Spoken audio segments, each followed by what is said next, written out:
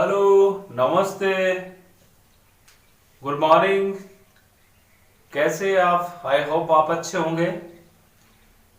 और political science में हम जो टॉपिक पढ़ रहे थे पार्लियामेंट, वो कंप्लीट हुआ।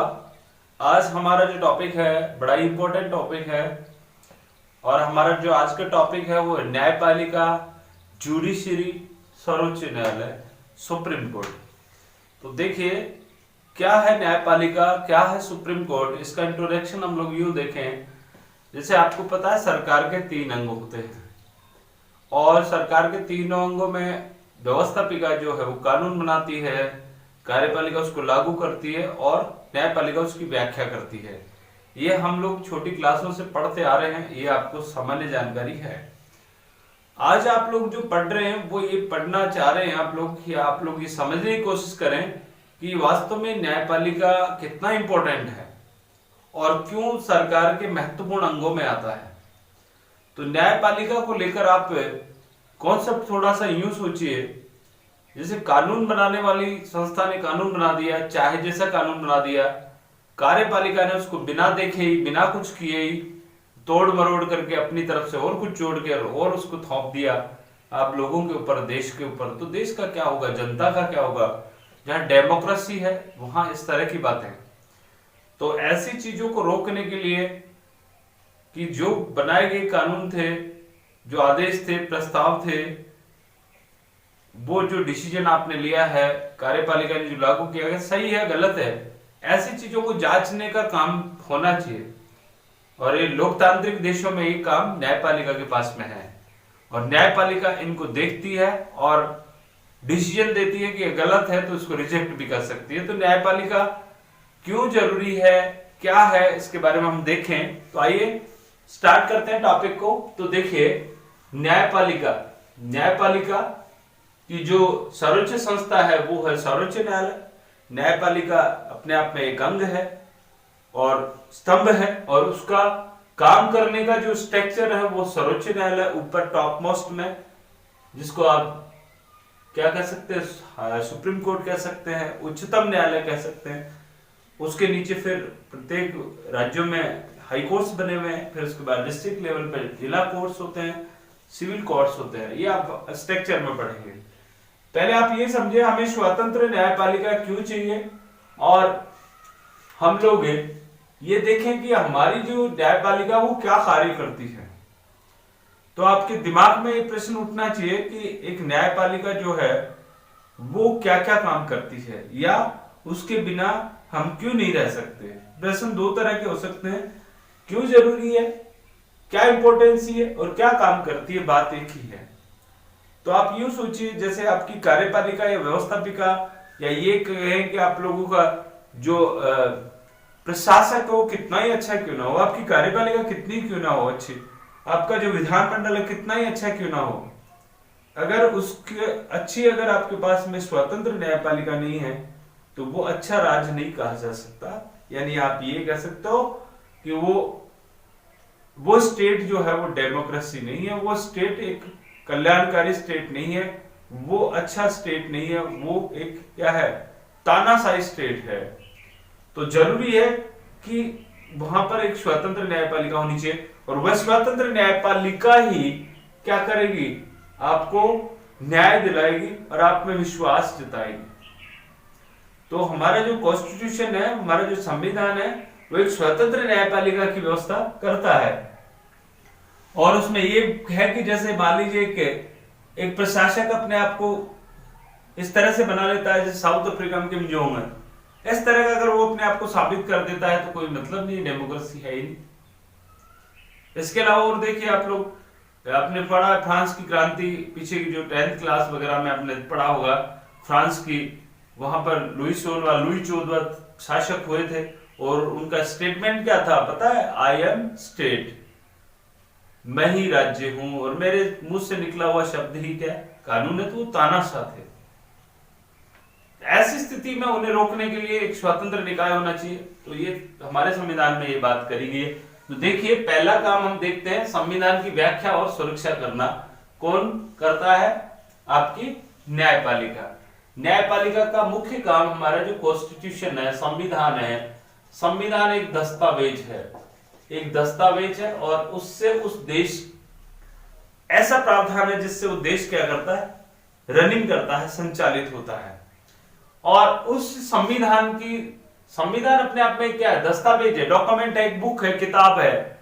तो आप लोगों की किताब में कोई बात लिखी गई है, उस किताब को माने या न माने क्या फर्क पड़ता है, लेकिन पड़ता है फर्क, क्योंकि संविधान ने खुद कहा है कि मेरे को अगर कोई इस तरह से गड़बड़ करेगा, मेरी बात का अनसुना करेगा या मेरे विपरीत कोई काम करेगा तो उससे रोकेगी न्यायपालिका।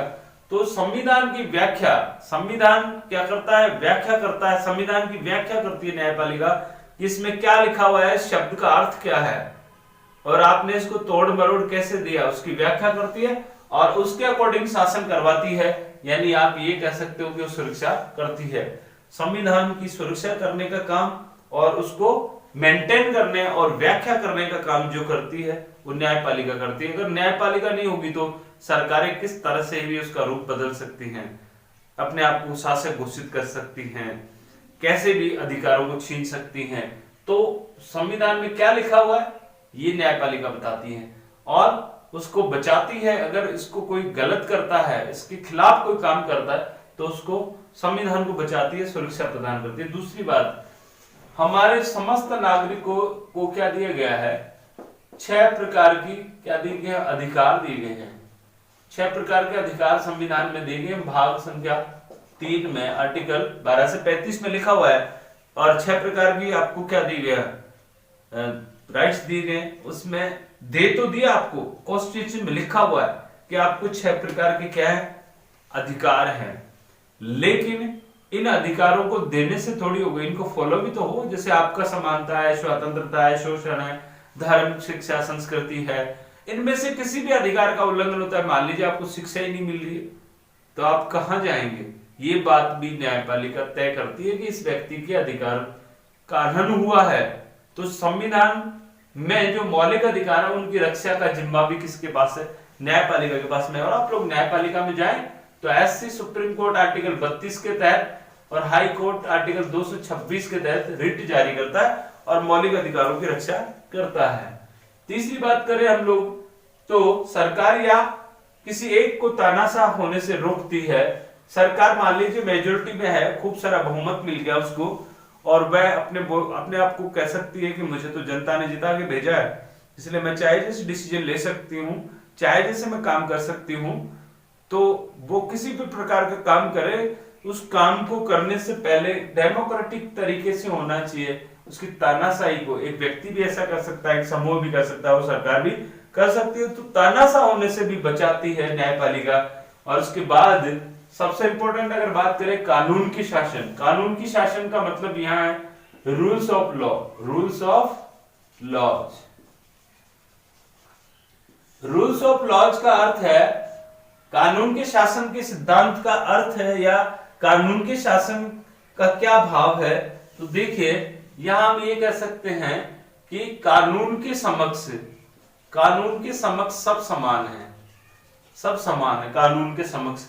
चाहे स्त्री हो, चाहे पुरुष हो, चाहे गरीब हो, चाहे अमीर हो, चाहे अगड़ा हो, चाहे पिछड़ा हो, सब कानून के सामने बराबर है और सबको समान न्याय प्राप्त होना चाहिए। यही कानून के शासन का भाव है। यानी सबसे ऊपर कौन है, कानून है, यानी संविधान है। संविधान से ऊपर न तो कोई राष्ट्रपति है, न कोई प्रधानमंत्री है और न ही कोई आम आदमी ये सोचे कि मुझे मेरे अधिकार नहीं मिलेंगे। उसे भी उतना ही अधिकार है जितना एक प्रधानमंत्री को है, एक राष्ट्रपति को है। तो कानून के समक्ष सब समान है और कानून के शासन को स्थापित करने का काम जो है वो न्यायपालिका का है। कानून का उल्लंघन कोई करता है तो उसको दंडित करती है। जैसे आपको पता है कोई कानून तोड़ता है, सार्वजनिक संपत्ति को नुकसान पहुंचाता है, उसको दंडित किया जाता है। चोरी करता है उसको दंडित करता है। कानून तोड़ता है यानी कानून के शासन, रूल्स ऑफ लॉ को क्या करती है, स्थापित करती है। तो कानून के शासन का भाव का मतलब चाहे किसी तरह का व्यक्ति हो, चाहे महिला, चाहे पुरुष, चाहे स्त्री, चाहे आपका अमीर, चाहे गरीब, कोई भी हो, सबके साथ समानता प्रकट करने की बात करता है। और रूल्स ऑफ लॉ को लागू करता है, कानून के शासन के सिद्धांत को लागू करता है। आई होप आपको यहां तक समझ में आ गया होगा। अगला पॉइंट लेते हैं हम लोग, विवादों को कानून के अनुसार हल करती है।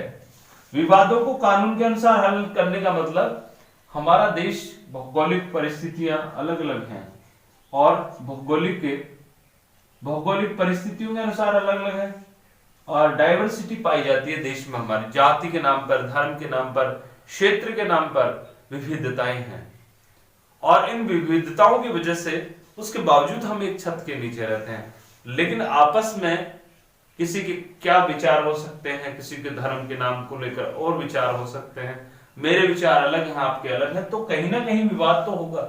अगर हम सब एक जगह रहते हैं तो विवाद होगा।